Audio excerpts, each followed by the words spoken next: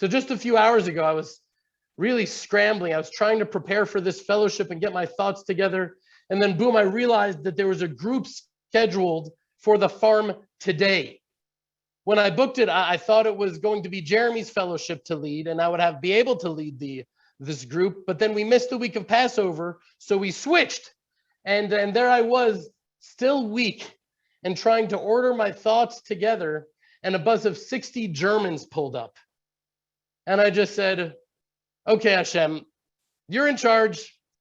You know what needs to be happening right now. And I just, as I started the tour, I just tried to be as present as I could and not feel consumed with giving all of you the incredible fellowship from the depths of my heart that you deserve. You all know I struggle with feeling undeserving anyways to be leading this fellowship.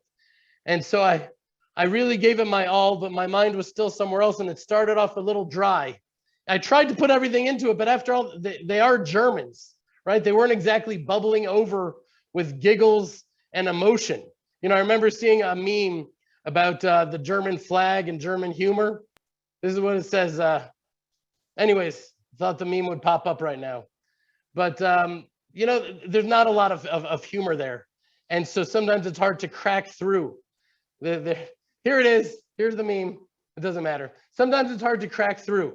You know, those shells of sort of calloused hearts that we all have. But then we entered the house of prayer, and really we began to open up and to share, like really share and be really honest. And right as this was happening, right, my cousin Zachariah, Zach I call him, he showed up. Now you have to understand that while Zachariah is my second cousin, it's like he's my first. Right? Not only because of how close we are, but because our grandfathers were identical twin brothers.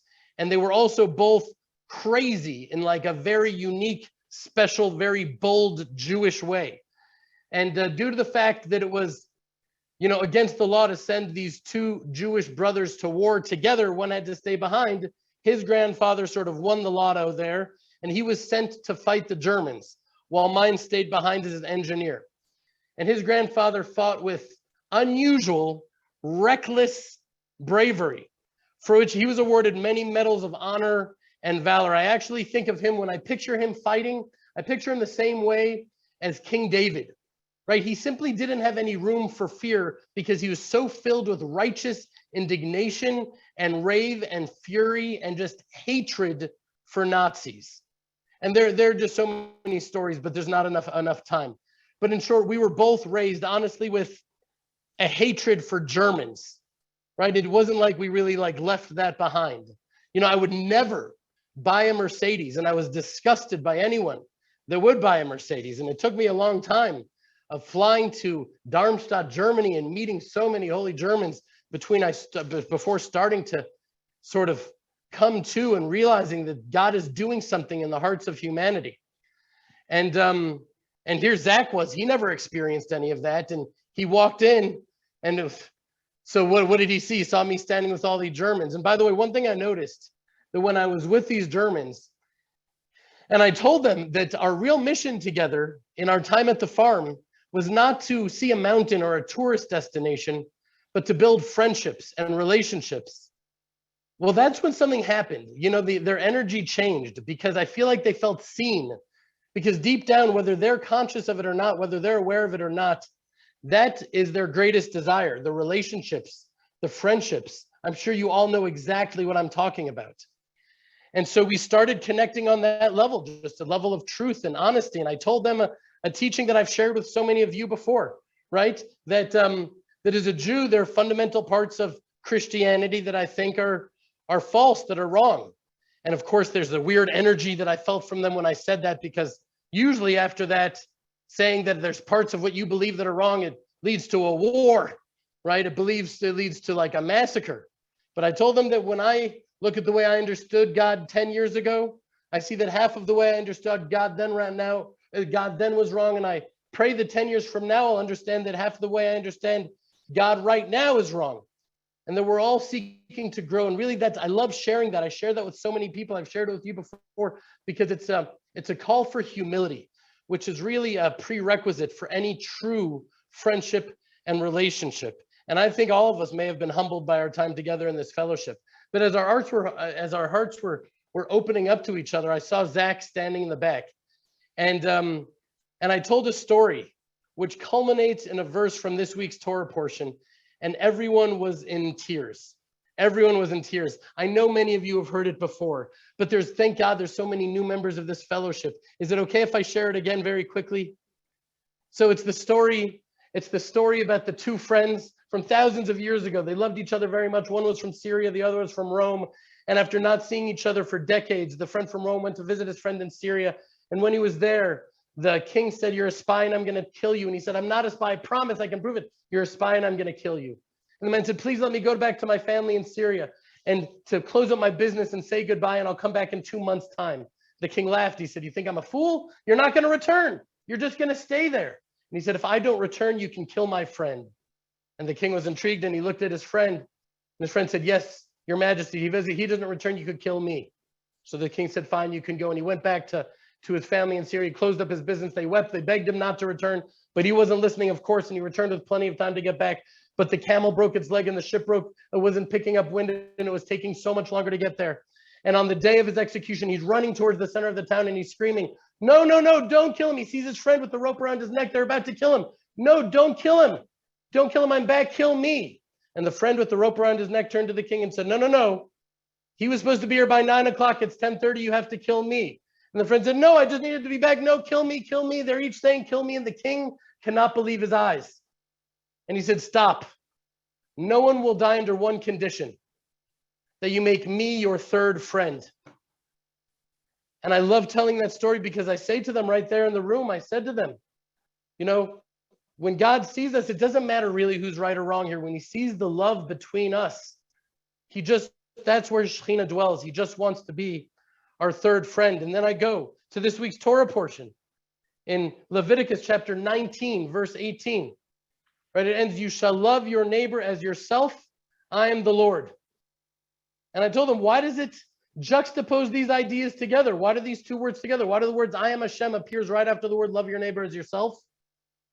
Because I told them, where there's love between two peoples, particularly peoples that are so different, that have so many reasons to hate, but where there is love between them, that is where the Shekhinah dwells. That is where God's presence dwells. And the tears were just flowing. And I look back at my cousin Zach with tears in his eyes. And his friend that he happened to bring right there with him, of course, the grandson of an Auschwitz survivor who lost his whole family in the Holocaust. And there were people in that room, children of the SS Luftwaffe, right? Like the worst, most vicious Nazis. Their children were in that room weeping. And Jews were weeping together, and they were just moved by the sheer historic power of what was going on. And so here we were, Jews and Germans in a house of prayer in the beating heart of Judea, and we were all crying together. And I put my cousin on the spot, which we do in our family, and I asked him if he wants to come up and share. They didn't even see him there, and he walked up, and I got the very last words, because it often feels like it detracts to pull out your phone, but I had no choice. Him speaking to these Germans, I had to pull out the phone. And of course, he immediately started talking about the Holy Temple in Jerusalem. After all, there was so much redemptive energy in the room. What else was he going to talk about, right? And he started sharing about all the pilgrims that would flock towards the temple and how they would greet each other. And I caught the very last minute. Here's that. It is said that when they would come to the gates of the cities, that the priests sitting up on top of the walls would bless them. Ja, es heißt, dass wenn die dann in Jerusalem angekommen sind an der Stadtmauer, so gab es einen Priester, der auf der Mauer war und die Kommenden gesegnet hat. And they would say to them, Adonai imachem. Und würde dann sagen, Gott sei mit euch. And the pilgrims would all respond, Yevarechecha Adonai. Und die Pilger würden dann antworten, gesegnet seist du von Gott. So I would like to tell you, Adonai imachem. God is with you. Und würde gern euch sagen, Gott soll mit euch sein.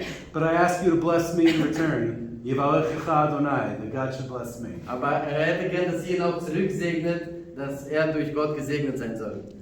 So now you Adonai imachem, Yevarechecha Adonai. Amen. How beautiful is that? And I mean, you just don't know the significance of Zach, the grandson of Naphtali ben Avi, of Naphtali Abramowitz, blessing Germans and Germans blessing him, the children of those very Nazis. It's just unbelievable. And as I was experiencing this, I of course realized that such a thing could only happen on Rosh Chodesh Iyar, right? The most auspicious time for healing on the calendar. And then Zach shared with me a beautiful idea that I actually never heard. I actually think it was his chiddush, right? The word chiddush means he came up with it himself, his new idea. He quoted the famous story in which Rabbi Akiva was asked, what's the most important verse in the Torah, the most important words? And what was his reply? He said, V'ahavta l'reacha kamocha, and you shall love your neighbor as yourself. Ze klal gadol b'Torah. Love your neighbor as yourself. That is a great principle in the Torah. But klal, Zach pointed out that klal doesn't just mean a great principle. A klal is a principle from which everything else can be derived, meaning that all of the Torah can be extrapolated from just those words. As the masks are coming off and much of the world is turning not only against Israel, but yes, against the Jewish people, if you feel different, if your love for Israel is growing deeper and stronger, if you're thirsting to cleave to the nation of Israel and to the God of Israel, if you're thirsting to learn authentic Torah from Jews in Judea, then the Land of Israel Fellowship is for you. Hundreds of individuals and families from around the world come together on Zoom every week in what can only be described as a fellowship of love, friendship, of learning and praying and belonging. A fellowship really unlike any other. It's more than just a movement, it's a family. To learn more about the Land of Israel Fellowship, click on www.thelandofisrael.com/fellowship or send an email to fellowship@thelandofisrael.com. Love and blessings from Judea.